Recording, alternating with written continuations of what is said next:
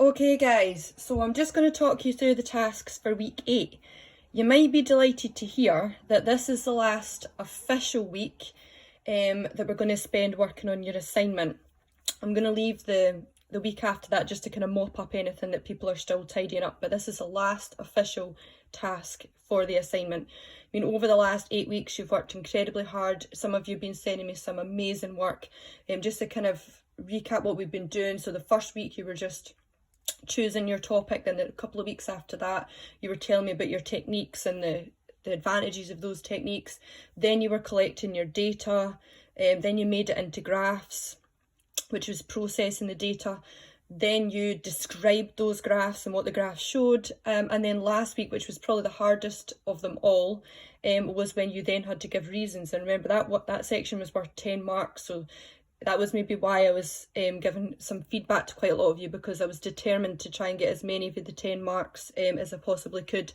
If anyone has anything to catch up on from the last 7 weeks, please make sure you do so before you then move on to this week's task. And as I said, the week after this I'm then just going to use to mop up anything, and tidy up anything that maybe people haven't fixed yet. Okay, the final task then. You might be delighted to hear it's a bit of a light relief after last week, which was the 10 marker. This week's work is only worth 1 really. So you're only having to do one little tiny thing, which you might be able to guess. We're coming to the end of our assignment, so what naturally does it make sense to do at the end of our assignment? Well, we're coming up with a conclusion. Okay, so let me talk you through the document then. So this is the task 8 for week 8. So the learning intentions, and we're basically just learning to evaluate all the information, all of the evidence that you've collected so far, and to come up with a conclusion. That's basically all you're doing. A wee bit like if you were doing an English essay, a history essay, we're just coming up with an overall conclusion.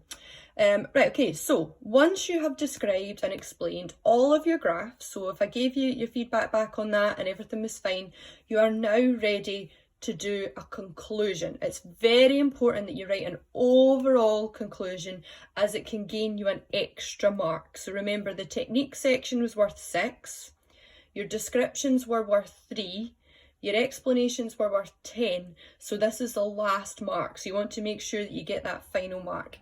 Then in the second paragraph it just says, this conclusion should answer your research question, and then throw in some evidence as to how you came up with that answer. And I've just put a little anagram here. It's just analogy, sorry, here.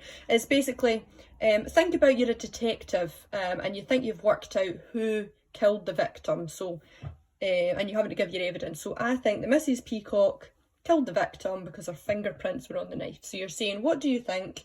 And then what's your evidence as to how you've come up with that? So what I've done is obviously just given you a wee practice. So I've given you some information and you've just come up with your own conclusion. So the first one, a comparison of the population structure between the UK and Niger.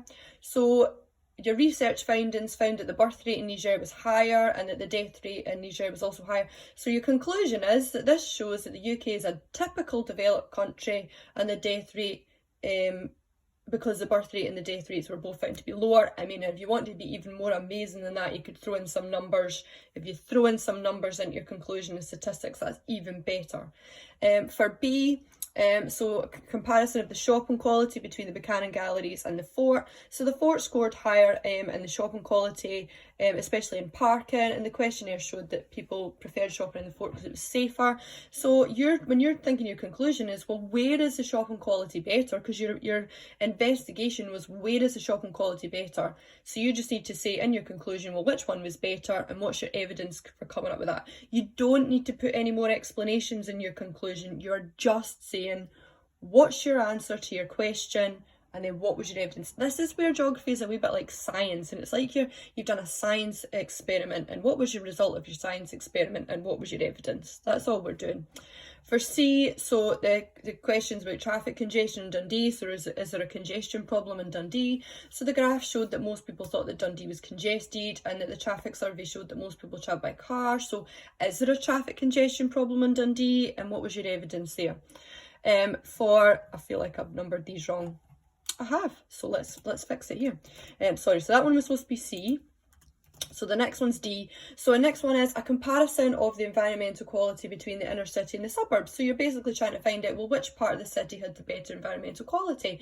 So here's some of your evidence. So the environmental quality survey showed that the suburbs had a score of 49 in comparison to 21, and the traffic survey showed that there was more cars. So what do you think? Which one had the better environmental quality? What's your evidence? So then this one needs to get changed to E. So for E, it's basically looking at the land use in the city centre compared to the suburbs. So what's most of the land use in the city centre compared to the suburbs? Is it the same? Is it different? So there we go, here's some evidence. So the land use survey showed there was a higher percentage of residential. It also showed there was more commercial buildings in the city centre. So there we go. So in your conclusion, basically, what is most of the land in the city centre used for, and what's most of the land in the suburbs used for, and what's your evidence? And then this one would be F. So it's a relationship between air pressure and rainfall. So the weather data showed that the area had high rainfall and high cloud cover. So the weather data shows that the area had low temperature. So basically, well, I mean, this one's probably the most difficult one out of them all. But you would say that it does seem to be that low pressure does seem to have high rainfall and high clouds. Right, when you're writing your conclusion, I've given you some lines here. Again, you do have a couple of options. If you're obviously just handwriting it on line paper or something and you want to send me a picture of it, I'll then copy it in for you. You can type it into the lines. Or what would be even better is, see if you go into Teams and you go into files. Now some of you have already used this from last week, and then see if you click on pupil assignments. Again, this was filmed last week, so it might not look exactly the same for you as today. But if you then click on your actual project, so I'll just click on, E's just so happens to be the first one there at this moment in time. And if you then go down to, the section that's called conclusions, and then you've got all your descriptions and your explanations in, see at the very bottom there, right, that would be a good place to then type in your conclusion, and then you can just send me a copy of your template. By the way, I'm fine with you editing these on this particular bit because it's your project, so you can edit it if you like. But please, if you have edited it, can you please let me know? Just so I can check it for you. That would be great. So when you're doing your conclusion, we've already kind of gone over this, but just to clarify, is there's two things you need to do in your conclusion. Is answer your research question. So look back to your research question. So the first people were looking at traffic congestion. Is there a traffic congestion problem in the city we're looking at? I think the second one was possibly shopping. So which area had the better shopping quality? Or which area had the better environmental quality? What was land used for in one area compared to the other? When you're doing weather, what kind of air pressure was it, and what weather was associated with that air pressure?